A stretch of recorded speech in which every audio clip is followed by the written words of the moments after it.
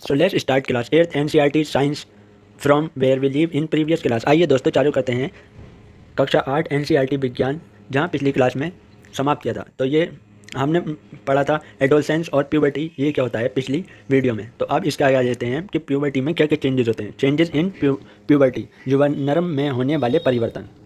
लंबाई में वृद्धि, increase in height. The most conspicuous change during puberty is the sudden increase in the height. लंबाई में एक वृद्धि युवानारंभ के दौरान होने वाला सबसे अधिक दृष्टिगोचर परिवर्तन है। जो सबसे ज़्यादा देखने वाली चीज़ है वो है इसमें प्यूबर्टी में जो एकदम हाइट बढ़ती है, हाइट जो बढ़ती है वो सबसे ज़्यादा दिखाई देने वाली चीज़ है। At this time, the long bones, that is, the bones of the arm and the legs, elongate and makes a person tall.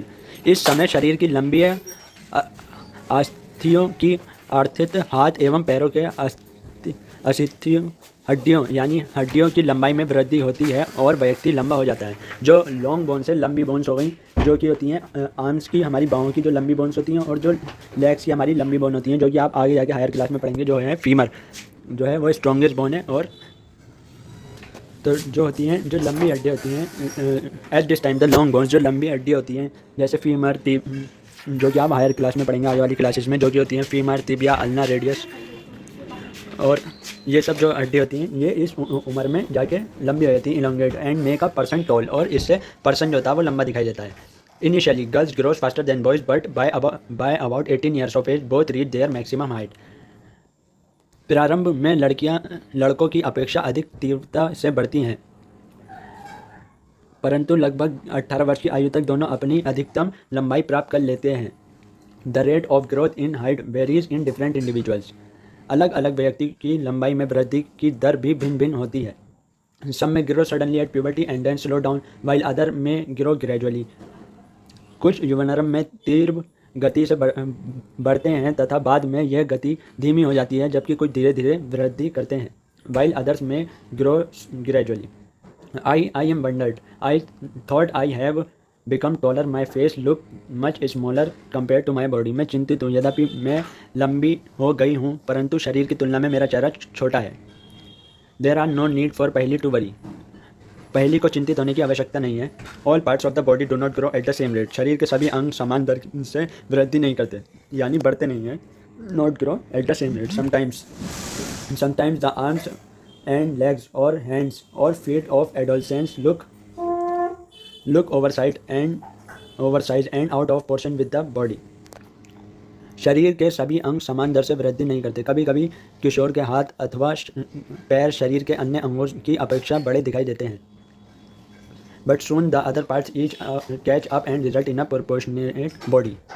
परंतु शीघ्र ही दूसरे भाग भी वृद्धि कर शारीरिक अनुपात को संतुलित कर देते हैं, फलत शरीर सुडौल हो जाता है। You must have notice that height of an individual is more और less similar to that of some family member. आपने ध्यान दिया होगा कि किसी व्यक्ति की लंबाई उसके परिवार के किसी न किसी सदस्य के लगभग समान होती है। This is because height depends on the genes inherited from parents. परंतु वृद्धि के इन वर्षों में इसका कारण यह है कि लंबाई माता पिता के से प्राप्त जीन पर निर्भर करती है। It is however very important to eat the right kind of food during these growing years. परंतु वृद्धि के इन वर्षों में उचित प्रकार का संतुलित आहार आवश्यक है। This helps the bone, muscles and other part of the body get adequate management of growth. यह अस्थायियों, पेशियों एवं शरीर के अन्य भागों को सही ढंग से वृद्धि करने हेतु पर्याप्त पोषण करने में सहायता करता है। You will find nutritional needs of adolescence discuss later in the lesson. आप किशोर की पोषक आवश्यकताओं के विषय में इस अध्याय में आगे पढ़ेंगे।